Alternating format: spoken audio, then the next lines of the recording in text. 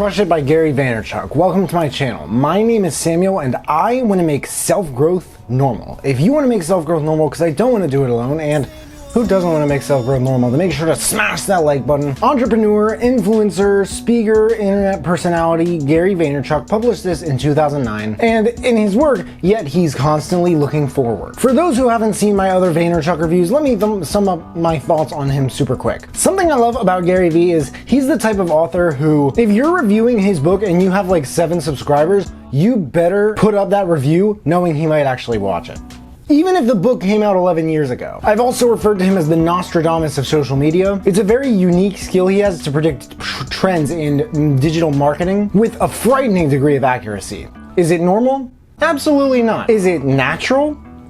Who cares? It's free. I used to love his content, but after a certain point, I believe it was around the publication of his of this book's relative, if you will, Crushing It, his content became far too much about entertainment and not nearly enough about education. And I don't know what threw that balance off, but I hope he's gotten back to it. I think it's kind of stupid that he doesn't read, but to be fair, he does interview a lot of nonfiction authors whose books I personally have enjoyed. I love this guy's message and I wish there were more people in the world with hearts like his. If it were someone with a smaller audience, I don't think I would word it this harshly, but I feel like there's a lot of denial he holds in the fact that he doesn't know what he doesn't know, and the more his audience grew while I was paying attention to him at the time, the more this began to worry me. I don't know how much of this I would agree with now. Granted, now not really any of him pops up on my radar, although my radar right now is kind of just my channel and Audible bestsellers, strictly for time management reasons. Call me crazy, it used to not be like this. This is the last book of his that I haven't reviewed until now,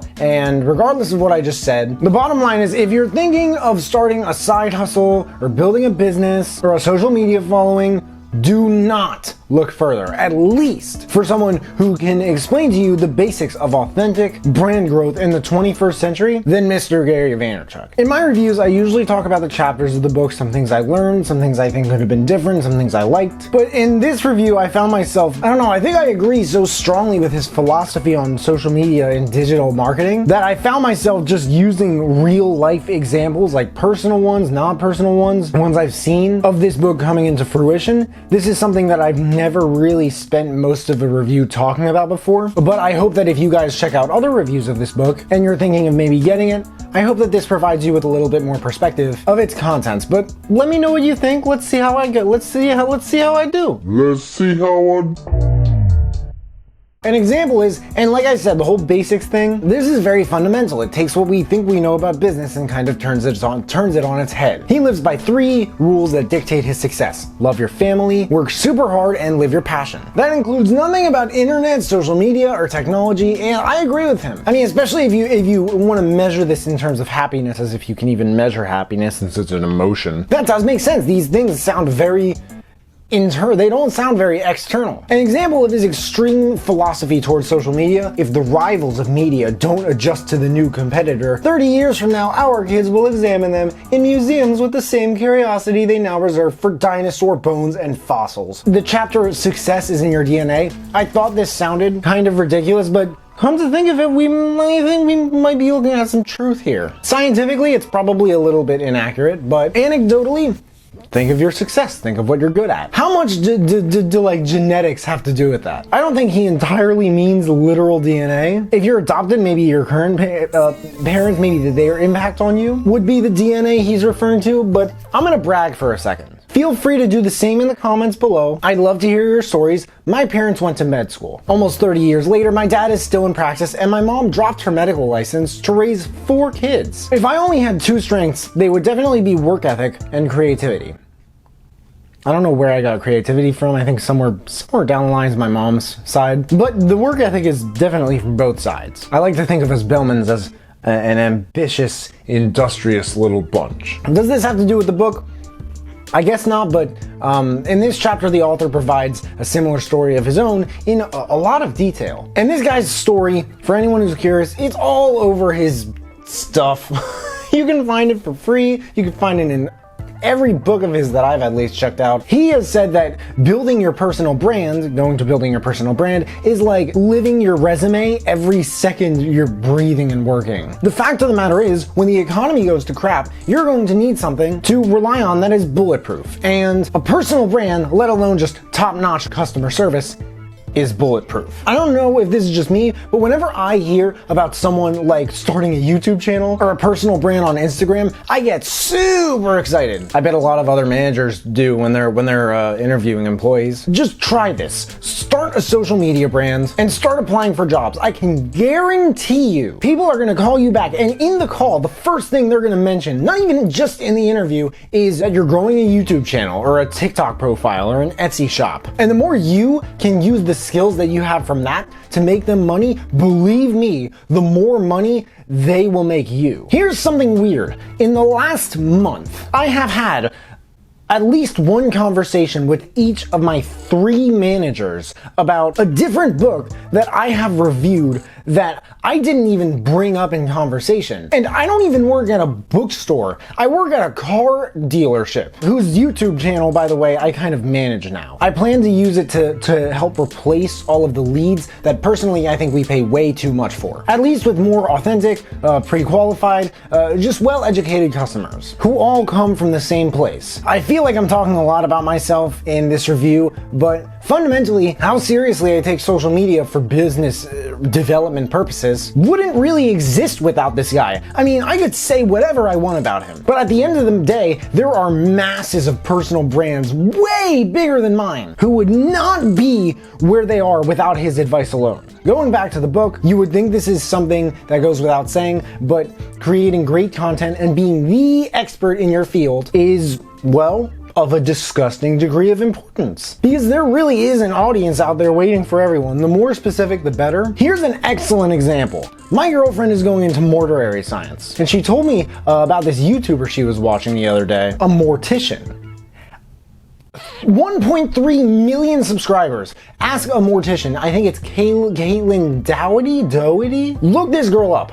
Please watch her videos after checking out this book and tell me, 1, that you don't think she learned a thing or two from Gary Vee. Or 2, if she hasn't, she at least just happens to be doing some things that he says we should be doing. You don't even have to watch our videos. Just take one glance at her profile, at the thumbnails, the titles. This is the type of information and branding that I swear draws attention in of people who are not even interested in, well, I like to call it dead people surgery. 1.3 million subscribers. I wonder how many of them in the next 10 years are going to become morticians. I find it hard to believe alone that there are that many people, even in the US, who are considering the idea of becoming a mortician. But if you want a very hard, real life example of this chapter, look her up.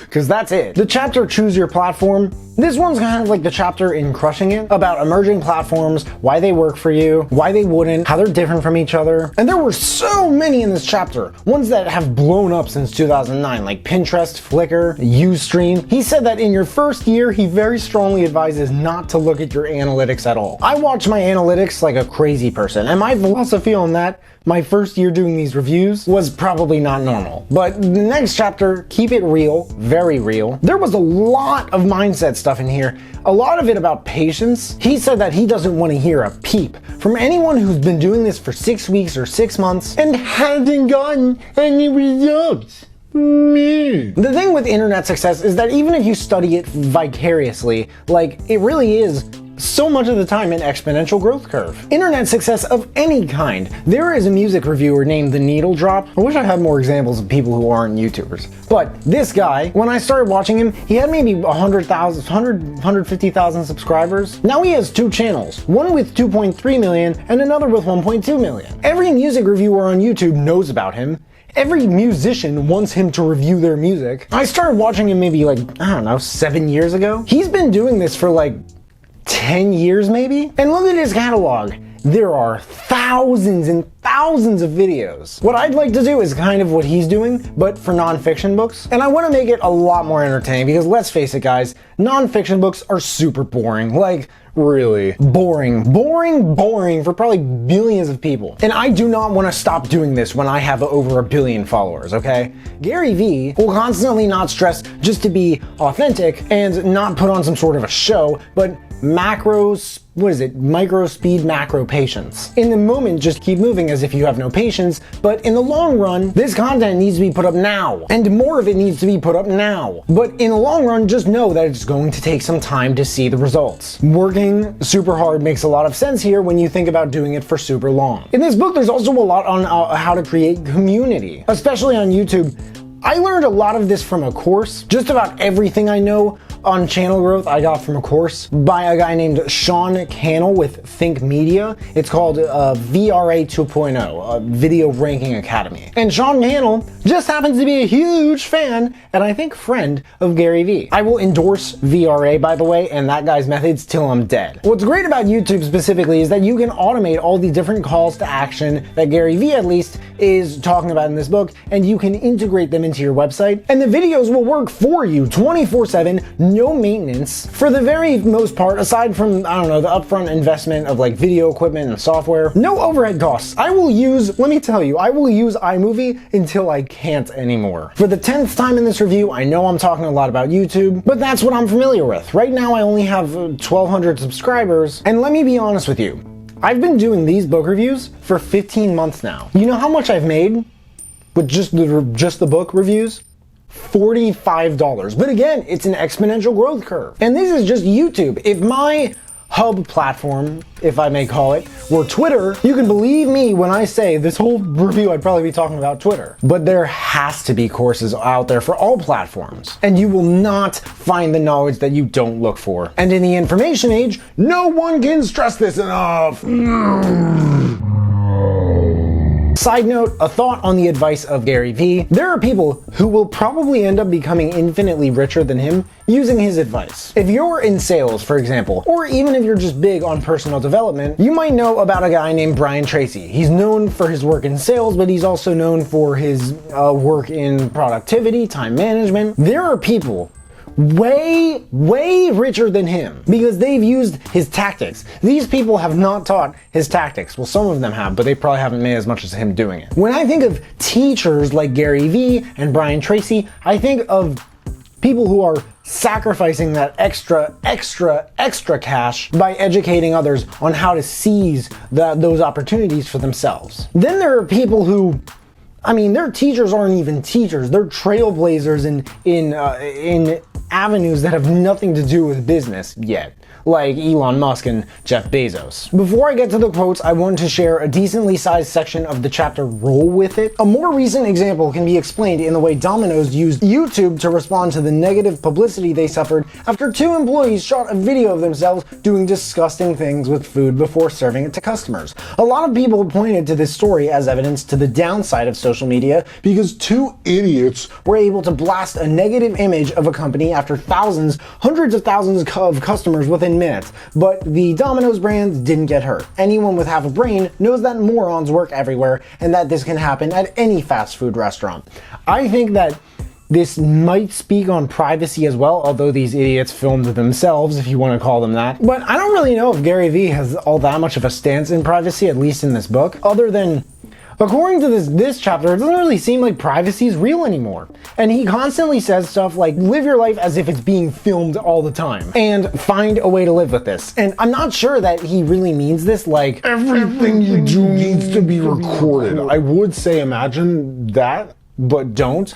I think he means that if you adopt this philosophy, all of your worries with privacy, they will take care of themselves over time because the companies the only one I can really name off the top of my head, which is the best example I imagine anyone could give, is Apple. The ones who care the most about the user's privacy, they are on the side of the user. Quotes, "My story is about to become a lot less unusual. It's never a bad time to start a business unless you're starting a mediocre business. You could make a lot of money being happy. When it comes to business and understanding business, you can't call something stupid feed that went up 70 million users in a year. Direction 1. I recommend this book for anyone who is passionate about something that is or isn't their job or career, and they want a realistic look at what that's going to require of them regarding most things that aren't money. Direction 2. If you like this book, you might like Side Hustle or $100 Startup, both by Chris Guillebeau. For anyone curious about the differences between this book and Crushing It is a series of examples of how people used the info from Crush It to build businesses from scratch. It's very inspiring in retrospect because it's like, hey, if I can do it, then you can do it. Crushing It also talks a lot about personal brand building for influencers and a lot of the inbound sort of opportunities you can take with social media and things that